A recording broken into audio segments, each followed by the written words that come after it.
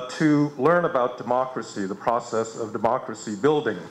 And we've been trying to build an alumni network, and so we had a meeting in Kiev, and a number of the Georgian delegates said, we've made a lot of progress in Georgia, and you really need to come next year to see for yourself. And this was really the origin of this meeting, and so we're really delighted, CDDRL, to partner with the Economic Policy Research Center led by Nino Evgenidze to organize this event. So we thank them very much.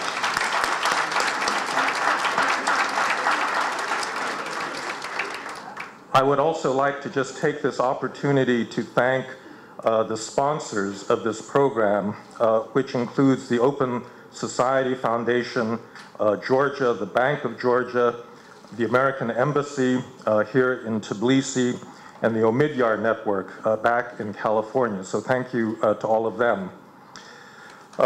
So I'm going,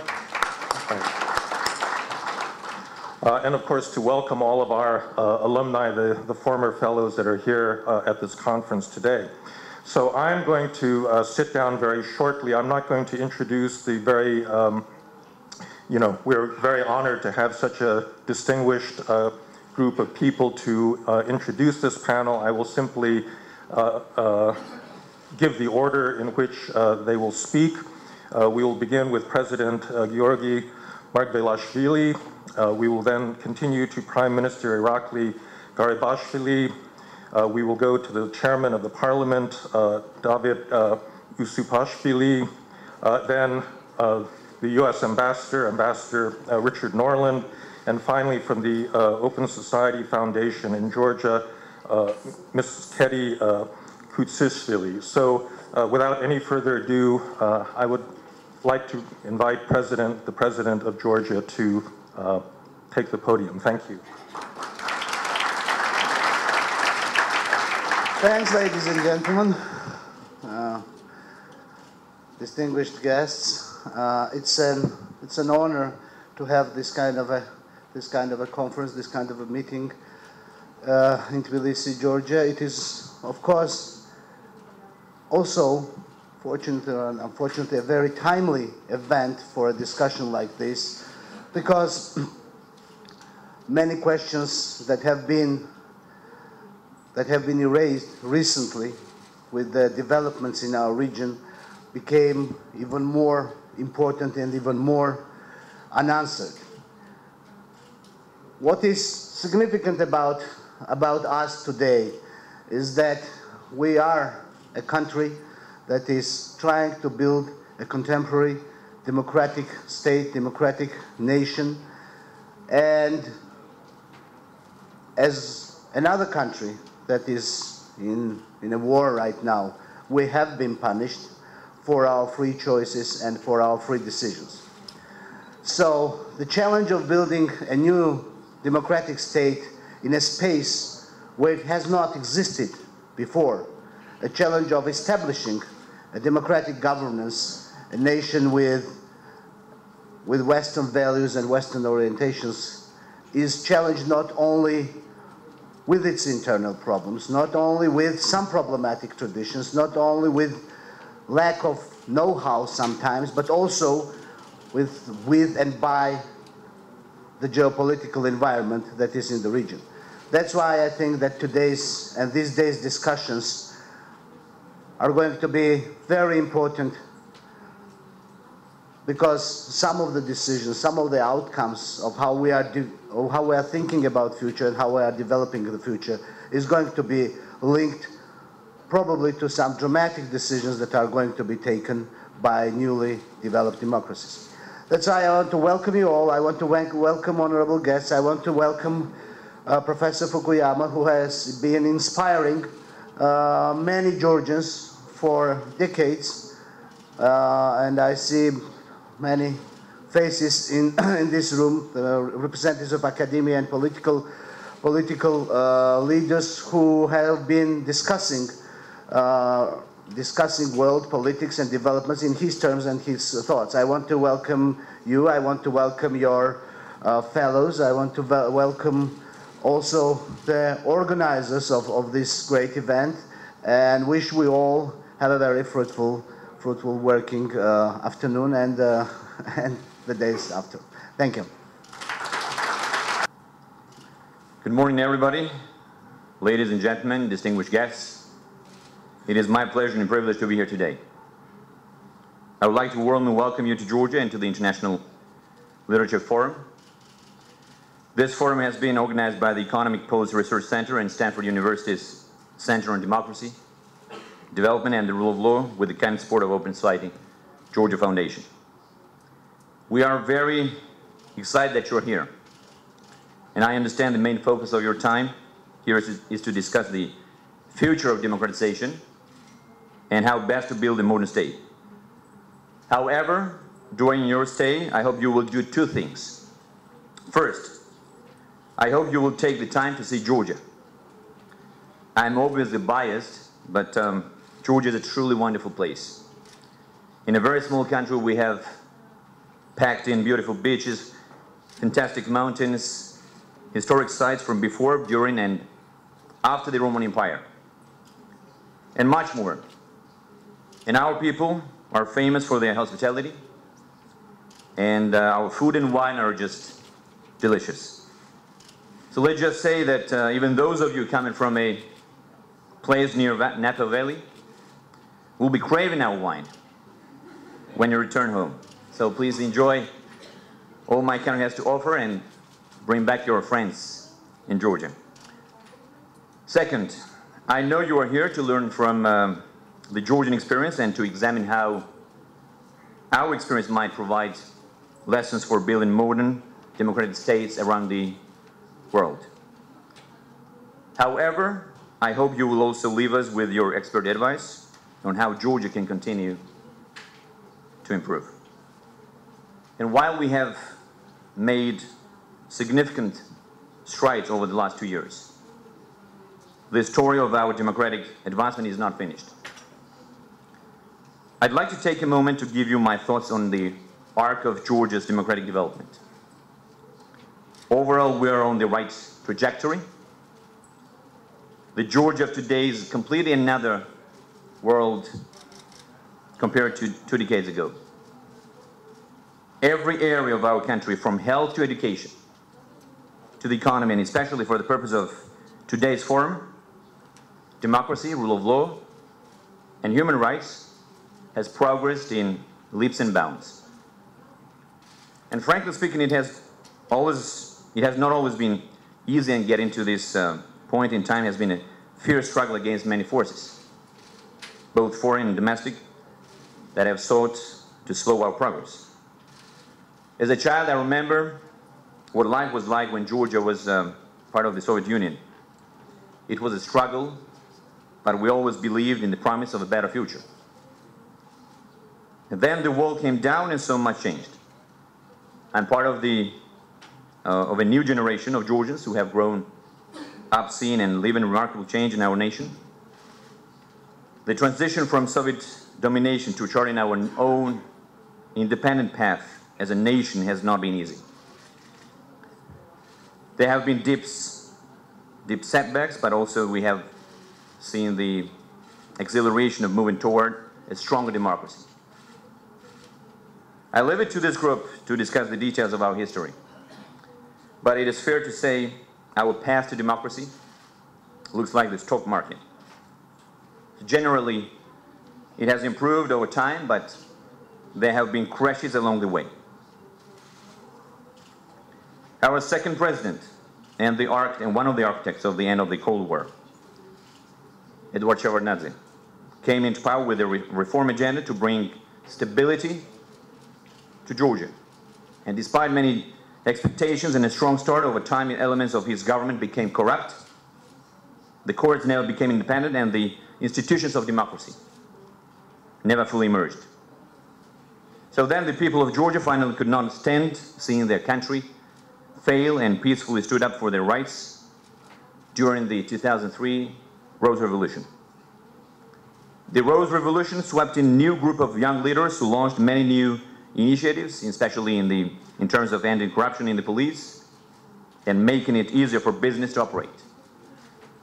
But, however, over time, this group began to abuse their power and democratic development was again stifled. There is a trend here that reformers come in with the high expectation, but over time become ineffective or act with impunity. And my government came to power in the first truly free election in Georgia's history and took part in the first peaceful transfer of power from one party to another. And my government is mainly made up of human rights lawyers, former diplomats, managers, successful people. So when we came to power, we had a very clear idea of what problems in Georgia's democratic infrastructure needed to be addressed to ensure we did not repeat the mistakes of the past.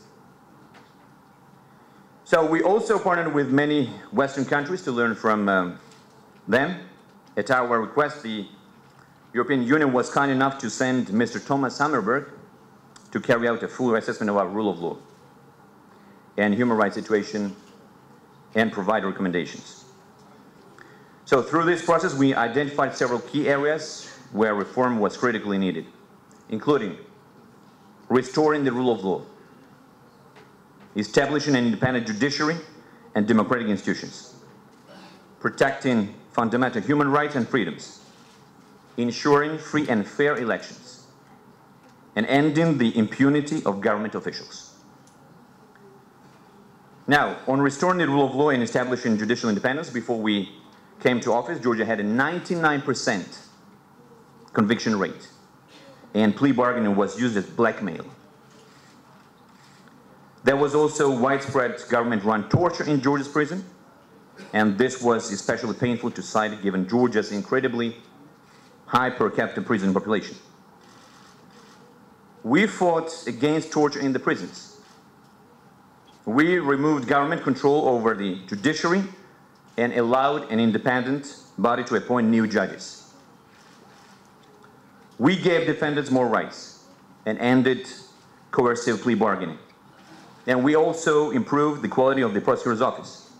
I know it is not perfect, but we're improving it every day.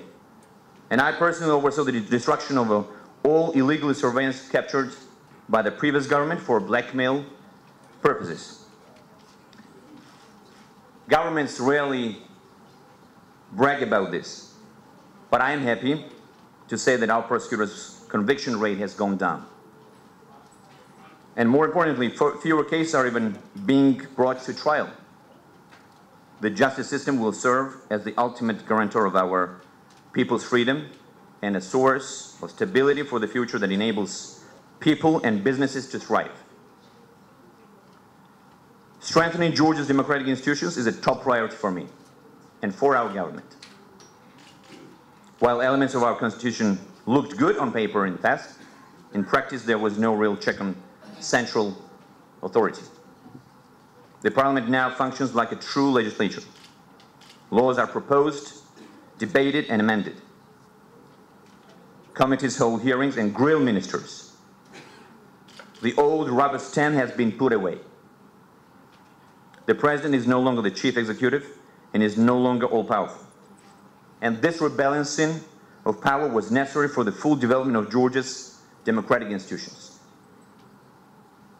Protection of fundamental human rights and freedoms, including minority rights, are also among our key priorities.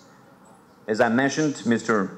Thomas Hammerberg and the EU provided important advice on improving overall human rights in Georgia. And working with them, we developed a new national human rights strategy, an action plan, that is designed to bring the country's legal and institutional frameworks, as well as human rights culture and practice, in line with European standards within 7 years. No other country has a plan like this.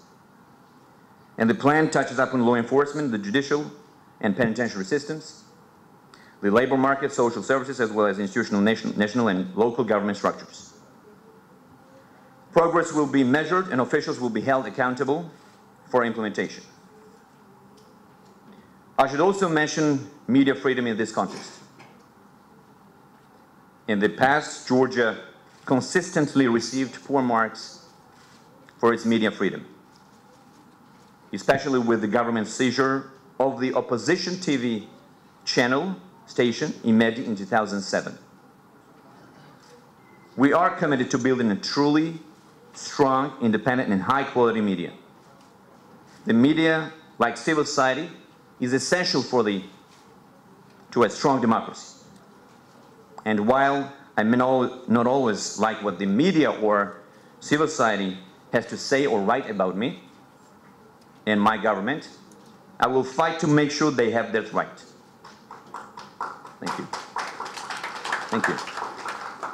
And we still have a long way to go, especially on this issue of media polarization and alignment with political parties. But I'm happy to report that in 2008, Georgia was 120th in Reporters Without Borders Index of press freedom, and we're now up to 84th place.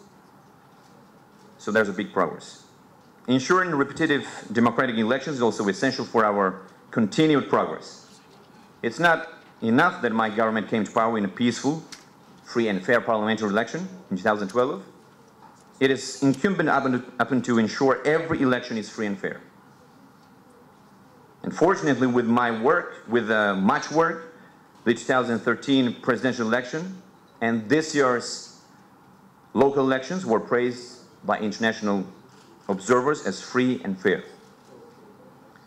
So these last elections paved the way for the decentralization of more power and responsibility to the local government. This development will strengthen democracy and the social contract between the government and the people. The era of stolen elections in Georgia is long gone, and my team will have to earn every vote during the next parliamentary election in 2016. Again, I have somehow led an effort that makes my job harder, but it must be done. Finally, the most complicated issue we must face is ending impunity among government officials. Sadly, many government officials in previous administrations and even my own have treated the state like their possessions. They have stolen money, used the elements of state power to achieve personal goals, and abused their fellow citizens, especially those in the opposition or media, in an attempt to stay in power. For too long, government officials acted as if the law did not apply to them. That must never be allowed to happen again. And those responsible most must be held accountable by our justice system. We have done our best to keep politics out of the prosecution of former government officials. Any issues of criminal behavior, past or present, are sent to the independent prosecutor to determine the course of justice. It isn't for anyone in the government to decide what cases get prosecuted and who is punished. It is for the system of justice to determine. So far, domestic and international observers have found that the court process in Georgia has been fair, absolutely transparent, and meets the highest international standards. I fundamentally believe that if we create a new standard, that impunity will no longer be tolerated, and no one is above the law, then government officials will be less likely to commit crimes. Furthermore, now that our rule of law and judicial institutions have been strengthened, we have the tools to investigate and prosecute cases against government officials without political interference. A related key component in Georgia's path to democracy has been our European and Euro-Atlantic integration. Our commitment to aligning more closely with the United States and Europe goes hand in hand with our commitment to continued democratic transformation. Increased Euro-Atlantic and European integration is a way of returning to the family of European nations. with whom we share history, culture, and most importantly, the values. Our new association agreement with the European Union and our ever-deepening ties to NATO underpin this relationship and provide a master plan for even more robust engagement. My government, ladies and gentlemen, values the close, strategically important relation with the United States and Europe. And I see great potential for future political, economic, and security collaboration. Georgia is America and Europe's dear friend and ally, no matter which political party is in power in Georgia. Our interests align and our friendship runs deep. The beauty of democracy is that just because the captain may change, the ship is still heading in the right direction. Of course, we face many complex issues, but I am proud of the progress we are making to reform our justice system and our entire government as we continue to improve and strengthen our democratic institutions. Our government is dedicated to the creation of a true democracy that is open and accountable to the people and country and upholds the rule of law. I wake up every day focused on the needs and aspirations of the Georgian people. And I mean every Georgian citizen, not just those that voted for our party, but every single Georgian must benefit from our democracy and our economy. And my job is to move this country forward. And the people must have elected us to make a sharp break from the past. They want a democracy that works, an economy that works, and a free and secure nation that works on their behalf of every single day. It is important for my government to constantly remind the nation and ourselves that we are still a young democracy, a work in progress. So we need your help in ensuring that Georgia truly lives up to this reputation as a leading democracy in the region. Once again, I would like to thank the organizers and all of you for your passion and willingness to come to Georgia. And I wish you all the best for a very productive and educational and fun time in Georgia. Thank you very much indeed. Mr. President, Mr. Prime Minister, dear guests, Your Excellencies, let me welcome you to Georgia. This is in Georgian. After these two excellent welcome speeches, I just want to repeat once again that this is great privilege for all of us Georgians to have such distinguished scholars, researchers, people who made such a great contribution, not only in your countries but in Georgia as well, to understand what's going on in Georgia after the breakup of the Soviet Union. And this is a great privilege to have here Stanford Fellows, and I want to greet them with special respect. And there's one more reason why I feel some special connection with these fellows. It's just one letter, T, which makes difference me and you, because I am Stanford Fellow. I graduated from Stanford School of Public Policy of Duke University. So it's great privilege for all of us who had the chance to spend years in the US universities and to learn more and to use that knowledge for the benefit of our country. And I am welcoming Georgian fellows who are here, and I know that it's their contribution, first of all, that we are gathering today here. And it's very symbolic that that decision was made last year in Kiev, in Ukraine. And when we are talking now about the modern state building, we cannot avoid this issue, the tragic events which are happening in Ukraine. And by the way, those events are happening with the flag and there's modern state, New Russia, or Eastern Ukrainian new state, and so on and so on. And we see how cynical the real politics sometimes can get when the doctrines of democracy, liberal democracy, are used for such things.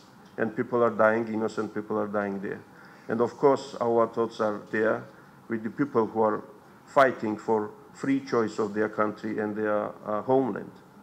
And I believe this kind of events in Tbilisi, in Kiev, in Bishkek, in Moscow at some point, time will come, is very important in order to unite our world around the values which could save this world. Otherwise, we see how many challenges are emerging almost daily in different parts of the world. Therefore, it is very important to discuss for us, Georgians, what's going on in our country, where we are. And it's on one hand great privilege that we have this conference called Building a Modern State in 21st Century Georgia. I would be rather happier to have different title there. Functional, modern states in 21st century Georgia, and then share the experience of functional modern states. But we are not there yet. But we want to come there, and that's choice of Georgian people. And the achievements, President, Prime Minister, we are mentioning here are the achievements of Georgian people, first of all. And the very, very firm decision, very, very firm desire to be free nation, to be part of the democratic world, to be part of the humanity, which is trying to make this universe living place for every single human, without consideration of its ethnicity, religion, nationality, and so on, is our dream as well. Our dream has become true partly when just about 2 months ago we had this privilege to sign the association agreement with the European Union. And when the question was asked, why you Georgians want to sign this document so when the European Union has so many problems and some European Union countries are questioning whether the EU is functioning well and so on, our answer was that this agreement for us means much more than just the agreement. Because with that, we are finalizing our goal to feel ourselves as part of democratic world. And we want to live with the democratic world, and we are ready to suffer with the democratic world. We are ready to be engaged in lengthy debates how to make Europe better. And that's what makes us so much interested and motivated. Why? Because that's the civilization we belong. We don't know, Dr. Fukuyama, is that end of history, start of history, middle of history. We want to part of that history. And that's why, despite the fact that current Georgian state lacks some of very essential features of modern statehood, we are still proud of our country. You know that more than 20% of our territory is not controlled by the national government. And some other countries or people claim their sovereignty over that territory. How we could talk about modern state when that state does not have clear boundaries de facto? Of course, that's a huge problem. Mr. Prime Minister was talking about the first experience in Georgian history when the power was changed with peaceful elections. How we are talking about modern history when we have just one precedent of such things? Mr. President was talking about desire of Georgian people to be a democracy, but we have records of civil war about 20 years ago. Our last president is under prosecution at the moment. So these facts are not something which could be kind of characteristics or features of modern states. But these facts are underlining that we have job which should be completed. And we realize that. And this is the good news. And this government and this society and these people representing different parts of Georgian society, NGOs, scholars, and so on, we all understand that we are in the middle of this process. And therefore, such conference is so timely and so important. We are ready to share our experience, and we are ready to learn from other countries' experiences, and we are ready to part of this very important process. Thank you very much.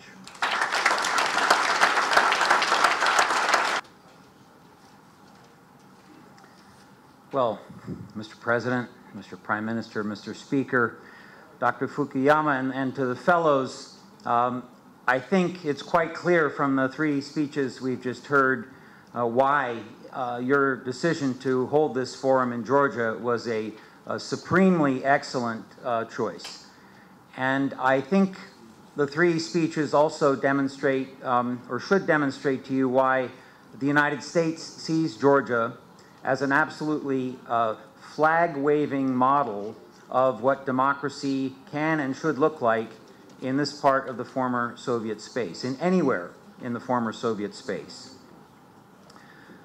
What is it that Georgia has done? What's the formula by which it has accomplished what it has accomplished so far? It's done this by prioritizing basic infrastructure, roads, electricity, and telecommunications, things that we sometimes take for granted, but without which you cannot have a modern state. It's done this by rooting out corruption, first at the petty level, and then by going after elite corruption. It's done this by holding elections that meet high international standards, and then respecting the outcome of those elections. And it's done it by declaring its commitment to uphold due process and the rule of law, even in the conduct of controversial legal proceedings. And it's done it by returning to the traditions of ethnic and religious tolerance that Georgia was known for throughout the centuries. I was here 21 years ago with the CSCE mission to Georgia. And as the Prime Minister said, you know, recalling what life was like 2 decades ago, the transformation is remarkable. I hope you will use this forum to explore just how this happened, what the keys to success were, what to do and what not to do. The main point, though, that I'd like to leave with you today, and it's been touched on in the earlier remarks, is that this process is not happening in a vacuum. There's a broader arena in which these changes are taking place. And what I emphasize is that Georgia is sitting on 3 important regional vectors, and its continued progress depends very much on its ability to cope with and shape trends along these vectors. The first vector, of course, has been mentioned, and that's the problem that Georgia and its neighbors, and indeed the entire West, face in trying to manage the north-south vector involving Georgia's massive neighbor to the north. Despite the mixed legacy of a colonial past and the dangerous tensions of today, Georgia's continued development will be directly affected by the nature of its relationship with Russia. Georgia can help guide us, outsiders, and the West in this process, just as we have a part to play in ensuring Georgia's security and prosperity. The second vector is an east-west vector, what is now commonly referred to as the New Silk Road. And Georgia sits squarely astride this vital corridor. What began as Afghan transit now opens up new possibilities for commercial traffic between Europe and the Far East. Georgia's ports and railroads and highways already give it a uniquely important place in this network, and with proper planning, that role can only grow and prosper. And finally, Georgia is in a position to play a role in addressing the dangerous new vector that is materializing between forces in Iraq and Syria on the one hand, and in the North Caucasus on the other. Georgia's legacy of religious and ethnic tolerance and its control of its borders give it important advantages in enabling it to play this increasingly important role. The United States is Georgia's strategic partner in each of these arenas, and we will continue to do our part to promote Georgia's progress as a modern state in the 21st century. From Georgia's sacrifices alongside U.S. Marines in Afghanistan to our common efforts to rebuild after the 2008 war, we are in this together. I can tell you the United States could not be more proud of this partnership, and I'm confident that by the time your forum is completed, you will feel the same way. Thank you very much.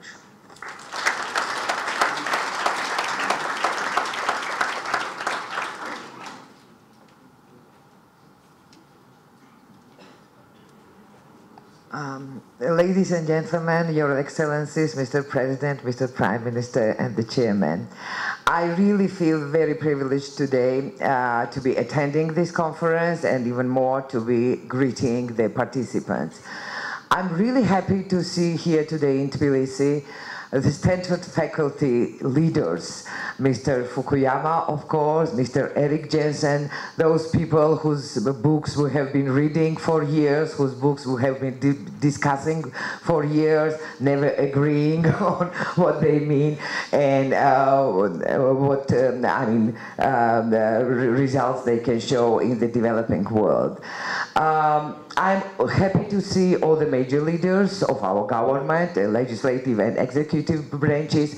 I'm also very glad to see the representatives and leaders of opposition in the room. Of course, academia and NGOs, which I hope are always very important in this country. Unfortunately, Georgia, though having already 24th year of its independence, has really gone through a really big turmoil. We have seen civil wars, we have seen loss of territories, we have even had war with Russia. And through all these years, we have witnessed a change of power, but this change of power could be either through the coups or peaceful, but only after rigged elections. And finally, we really witnessed a change of power through elections. But I should say that all these gains that the country has made, and we really still can say that through these 24 years, Georgia has turned from a near-failed state into a developing country with Western aspirations. These gains still remain at risk. These gains are not final.